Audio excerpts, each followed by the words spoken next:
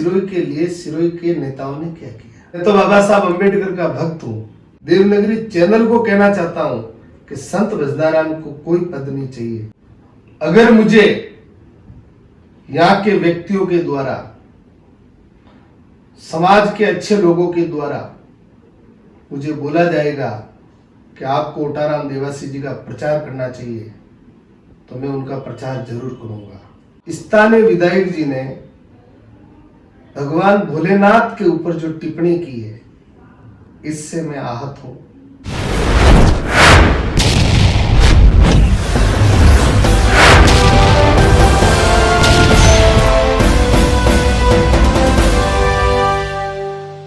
नमस्कार, आप देख रहे हैं देवनगरी इंडिया न्यूज। इस वक्त हमारे साथ मौजूद है संत भजनाराम जी, रामद्वारा आश्रम सिरोही के महंत। आइए इनसे खास बातचीत करते हैं और सनातन धर्म के बारे में और राजनीति के बारे में इनसे जानकारी लेते हैं। सबसे पहले महाराज जी, हमारे देवनगरी इंडिया न्यूज में आपका स्वागत है। जी धन्यवाद। महाराज जी, पिछले चुनाव में आपका स्टार प्रचारक के रूप में भूमिका देखी गई थी और उसके बाद में कांग्रेस से कहीं न कहीं एकाग्र और दूरी बनती दिख रही, क्या कारण रहा? देखिए, कांग्रेस पार्टी के लिए हमने काम किया था 2018 में, सर्वधर्म को मजबूत करने के लिए। लेकिन कांग्रेस पार्टी इस चीज पर खरी नहीं उतरी और जब भ्रष्टाचार बहुत किया इन लोगों ने, तो हमने ये माना कि ये नेता लोग सब भ्रष्टाचार कर रहे हैं और अपन एक संत हैं, तो अपने को भ्रष्टाचारियों का साथ नहीं देना चाहिए।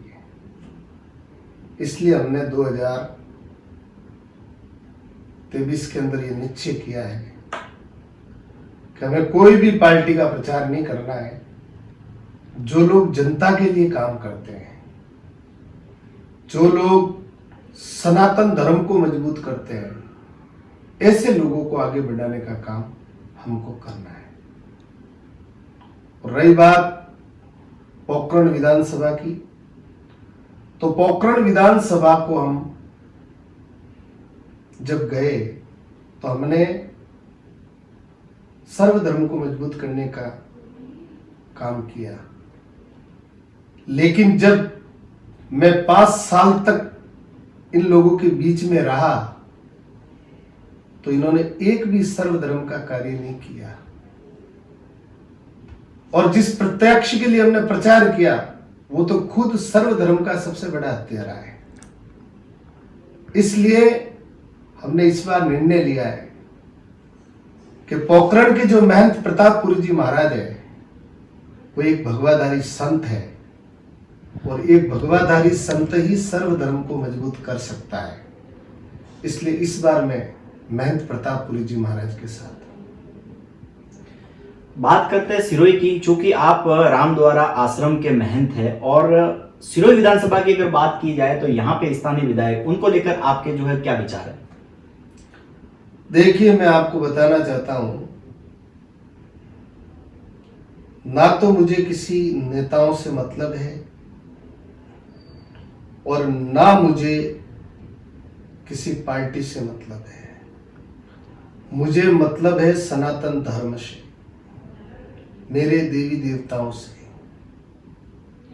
स्थानीय विधायक जी ने भगवान भोलेनाथ के ऊपर जो टिप्पणी की है, इससे मैं आहत हूं और मैं उन्हें ये कहना चाहता हूं कि अगर आप सनातन धर्म के मजबूत स्तंभ हैं, अगर आप सनातन धर्म को मानते हैं, तो मुझे एक बात बताइए कि आपको क्या जरूरत पड़ी कि विधानसभा के अंदर आप भगवान शंकर के ऊपर टिप्पणी करते हैं? आपको क्या जरूरत पड़ी कि आपको राम मंदिर के पत्थरों के ऊपर टिप्पणी करनी पड़ी? मैं ये पूछना चाहता हूं कि अगर आप सनातन धर्म के मजबूत करने वाले नेता हैं, तो मुझे ये बात बताइए कि हमारे दिल में, अंतर आत्मा में, क्योंकि सुबह उठते ही हम राम राम करते हैं, भगवान सारणेश्वर इस सिरोही के राजा हैं, हम उनकी पूजा करते हैं, हमारा तो सारा काम महादेव जी करते हैं और राम जी करते हैं। हमारा परिवार आगे बढ़ेगा तो राम जी और महादेव जी की कृपा से। हमारा धनमाल आगे बढ़ेगा तो राम जी और महादेव जी की कृपा से। हमारा सुख शांति का वातावरण बढ़ेगा तो महादेव जी और राम जी की कृपा से बनेगा। आपने राम जी और महादेव जी के ऊपर जो टिप्पणी की है, इससे साफ नजर आता है कि आपके ऊपर जिन लोगों का हाथ है वो सनातन के विरोधी है, और सनातन धर्म का विरोध करने वाले व्यक्तियों का हम जीवन में साथ नहीं दे सकते। जहां तक आप बात कर रहे हैं सनातन की और संतों की, सिरोही विधानसभा से भारतीय जनता पार्टी ने एक संत को जो है टिकट देकर दोबारा से मैदान में उतारा। बात कर रहे हैं ओटाराम जी बोपा जी की। तो जिस तरह से आपकी विचारधारा है, क्या आप बोपा जी के साथ में जो है प्रचार करेंगे या उनको जितवाने की कोशिश करेंगे, उनके साथ में जो है मैदान में उतरेंगे? देखिए, मैं सनातन धर्म से जुड़ा हुआ व्यक्ति हूं, और जो सनातन धर्म की बात करेगा, जो सनातन धर्म को मजबूत करेगा और जिसके दिल में राष्ट्रवाद है, उसका प्रचार करने में हमें कोई शर्म नहीं आएगी। अगर मुझे यहां के व्यक्तियों के द्वारा, समाज के अच्छे लोगों के द्वारा मुझे बोला जाएगा कि आपको ओटाराम देवासी जी का प्रचार करना चाहिए, तो मैं उनका प्रचार जरूर करूंगा। जब तक यहाँ के निवासी या यहाँ के व्यक्ति मुझे बोलेंगे नहीं, मैं किसी पार्टी का प्रचार नहीं करूंगा। महाराज जी, पिछले अभिभाषण में आपके अंबेडकर जी की बात सुनी थी। अंबेडकर जी को लेकर जो है आपके क्या विचारधारा है? बाबा साहब अंबेडकर गरीबों के लिए लड़ते थे, और बाबा साहब अंबेडकर ने सबको जोड़ने का काम किया है। इसलिए बाबा साहब अंबेडकर के लिए मेरे दिल में बहुत जगह है, और जब भी मैं बाबा साहब अंबेडकर का नाम लेता हूं तो मुझे बहुत खुशी होती है, क्योंकि बाबा साहब अंबेडकर के जितने भी अनुयायी हैं वो सब भोले हैं। उनके मन में कोई पाप नहीं है, वो बहुत शुद्ध है। आप प्यार से उनके पास में जाकर बैठोगे, उन्हें गले लगाओगे, वो आपके हो जाएंगे। और मैं तो कहना चाहता हूं कि जिन लोगों ने बाबा साहब अंबेडकर के नाम से उन मेरे प्यारे भाइयों को बरगलाकर और उन्हें लूटने का काम किया है, मैं उन सबको कहना चाहता हूं कि जो लोग बाबा साहब अंबेडकर का नाम लेकर आपसे वोट प्राप्त करना चाहते हैं, उन लोगों के खिलाफ मैं उन लोगों को खड़ा करना चाहता हूं कि आपको अपने हक की लड़ाई लड़नी चाहिए। और मैं तो बाबा साहब अंबेडकर का भक्त हूं। पूरे सिरोही को पता है, पूरे राजस्थान को पता है, पूरे देश को पता है, क्योंकि मैं जिस जिस मंच पे गया हूं, चाहे संतों का मंच हो, चाहे भक्तों का मंच हो, चाहे राजनीतिक मंच हो, मैंने हमेशा दिल से बाबा साहब अंबेडकर को याद किया है कि उन्होंने हमारे भाइयों के लिए लड़ाई लड़ी थी। आज भी बाबा साहब हमारे दिल के अंदर है, और बाबा साहब अंबेडकर सनातन धर्म को सबसे मजबूत करने वाले हैं। बाबा साहब अंबेडकर की जो विचारधारा है, वो विचारधारा बुद्ध विचारधारा है। बाबा साहब अंबेडकर ने ऐसा कोई धर्म स्वीकार नहीं किया जिसमें मारना सिखाते हैं, जिसमें किसी को लूटना सिखाते हैं। बाबा साहब अंबेडकर ने तो ऐसे धर्म को अपनाया है जो सबको जोड़ने का काम करता है। इसलिए बाबा साहब अंबेडकर सबसे बड़े सनातनी हैं, इसलिए मैं उनका नाम हर जगह पे लेता हूँ। बात करते हैं विकास की, तो पिछले 5 साल के विकास में सिरोही और शिवगंज विधानसभा को आप किस प्रकार से देखते हैं? देखिए, मैं आपको एक बात बताऊं, मैं जब सिरोही में आया था ना, तब भी रोड बने हुए थे, हर चीज थी यहाँ पे, किसी चीज की कमी नहीं थी। विकास तो तब होगा जब यहाँ की गरीबी मिटेगी। मुझे ये बताया जाए कि सिरोही के लिए सिरोही के नेताओं ने क्या किया। ना ट्रेन ला पाए, ना 4 लेन ला पाए, और ना हमें माउंट आबू से जोड़ पाए। आज अगर ये लोग ना तो हमको शिक्षा से जोड़ना है। हम शिक्षा से भी जुड़े हुए नहीं है, रोड से भी जुड़े हुए नहीं। वो 4 लाइन उधर प्रकृति को तोड़ के बनाया गया। अगर ये 4 लाइन अंदर से बनाया गया होता तो सरकार के पैसे भी बचते और हमारे यहाँ के लोगों के रोजगार भी चलते। हमें रेलवे से जोड़ा गया होता तो हमारे यहाँ का रिको डेवलप होता। हमें शिक्षा से जुड़ा होता, कोई अच्छा इंस्टीट्यूट लाते हैं, कोई बढ़िया शिक्षा के लिए काम करते तो हमारे बच्चों को रोजगार मिलता, हमारी माताओं बहनों को रोजगार मिलता। रोजगार से तो आपने जोड़ा नहीं कि मैंने बस वो बना दिया, रोड बना दी, वो बना दी। मुझे ये बता दो कि कहाँ विकास हुआ? मुझे तो नहीं लगता कोई विकास हुआ है। विकास का मतलब होता है व्यक्ति के जेब के अंदर सिरोई से कमाया हुआ पैसा कैसे आए। क्या बहुत बड़ी इंडस्ट्रीज खोली है यहाँ पे? क्या खुला है यहाँ पर बताओ? कुछ नहीं। अगर आप हमको माउंट आबू से जोड़ो, माउंट आबू यहां से 40 किलोमीटर है, आबू रोड से चढ़ेंगे और इधर से उतरेंगे, सिरोई होके हुए निकलेंगे। सिरोई के सारे लोग इधर से चढ़ेंगे, सीधे माउंट आबू जाएंगे ना, आबू रोड होके उतरेंगे। ये प्राकृतिक सौंदर्य का आनंद यहाँ के लोग ले सकते हैं और यहाँ के लोगों का रोजगार बढ़ सकता है। यहाँ की होटलों में, यहाँ की टूरिज्म जो पार्ट है वो टूरिज्म बढ़ सकता है। ये काम तो कुछ हुआ नहीं है। उसके बाद में का विकास, मैं नहीं मानता कि सिरोई में कोई विकास हुआ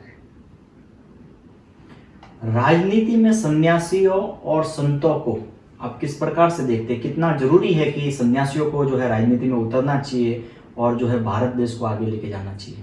देखो, मैं आपको एक बात बताऊं, भारत के जो प्रधानमंत्री नरेंद्र भाई मोदी है वो एक सन्यासी है और मोदी जी के आने के बाद में और योगी जी के बाद में आने से हमें लगता है कि संतों को राजनीति में आना चाहिए। लेकिन संतों को राजनीति में तभी आना चाहिए जब समाज उनके मठ में जाकर कहे कि महाराज जी आपको चुनाव लड़ना पड़ेगा, और समाज के मौजूदा लोग किसी भी पार्टी में हो उन नेताओं को कहे कि हमें चाहिए योगी। क्या चाहिए? अगर कहें तो राजनीति के मैदान में उतरना चाहिए। और जब तक जनता आपको कुछ कहे नहीं, जब तक वहां के व्यक्तियों की भावना आपके प्रति बनी हुई नहीं है, तो आपको चुनाव लड़ना नहीं चाहिए। चुनाव तभी लड़ना चाहिए जब आपको जनता जनार्दन कहे। बाकी आपके पास में जो भगवा है, ये भगवा दुनिया में बहुत महान है। आपको पता है, भगवे को पहनकर लोग अपने प्राण तक दे देते थे। एक भगवे का रुमाल पहनकर और हंसते हंसते अपने प्राणों की आहुति दे देते वो महापुरुष।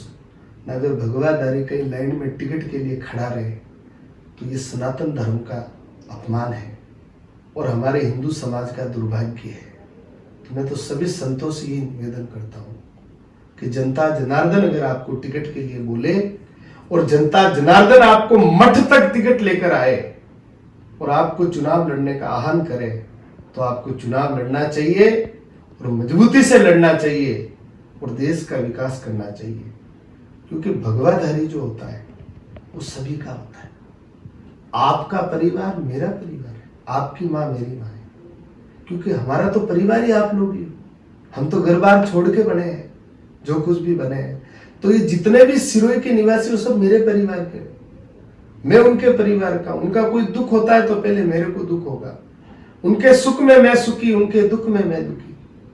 तो मेरा मानना यह है कि भगवाधारी को राजनीति में आना चाहिए, लेकिन जनता कहे तो। टिकट के लिए लाइन में खड़ा रहना, इस चीज को मैं थोड़ा मेरे हिसाब से गलत मानता हूं। जिस तरह से आप बात बता रहे हैं उस तरह से क्या संत भजनाराम जी भविष्य में राजनीति में आएंगे और चुनाव लड़ेंगे? देखिए, मेरी बात सुनिए, मुझे जनता कहेगी और मेरे रामद्वारा में चल के टिकट आएगा,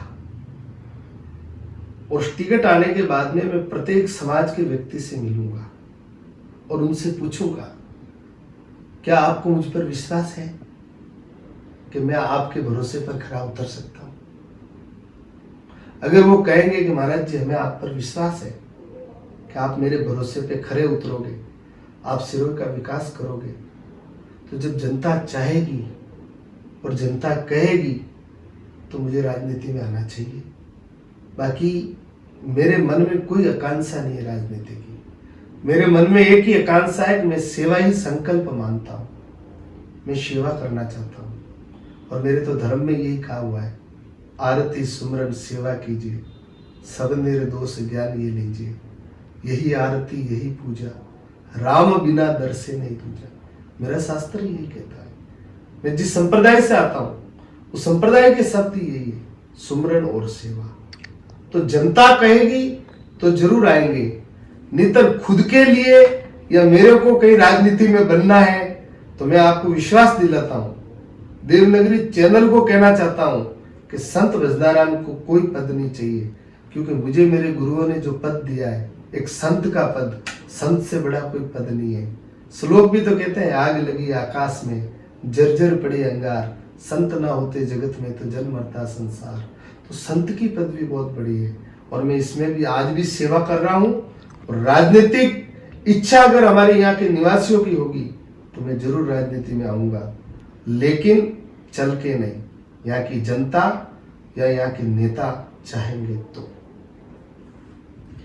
ये थे संत भजनाराम जी रामद्वारा आश्रम सिरोही से, जिनसे हमने खास बातचीत की, राजनीति के बारे में जाना, सनातन धर्म के बारे में जाना और इनके बाबा साहब अंबेडकर जी के प्रति विचारधाराओं के बारे में जाना।